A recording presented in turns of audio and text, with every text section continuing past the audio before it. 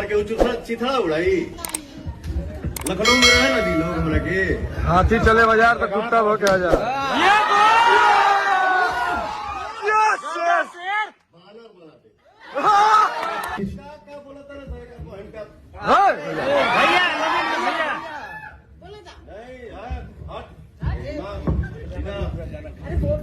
बोले वाला सब बच्चे बाटी तो हर भाई बहन सब आई।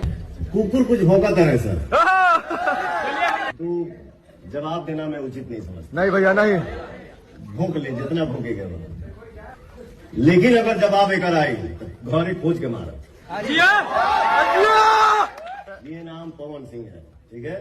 अगर जवाब आई दो कुत्ता भौंकता ना सर लखनऊ में, हमारा जाएगा पड़ी हमारे के चिथड़ा उड़ाई लखनऊ में रहे ना दी लोग हमरा के हाथी चले बाजार तो कुत्ता भो के आ जा।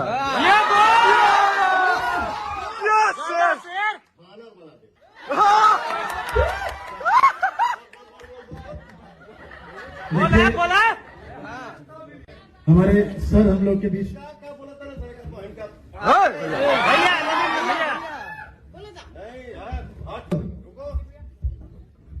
कुकुर भौंकता ना सर भैया हार दे पीछे सुन के भैया हमने के बानी जाना दौड़ा के मार। I am Pawan Singh. बेटा हमारा शेर है। शेर एकदम भाई के मुंह से निकल इस शब्द गंबाटे माई के छाया होगी।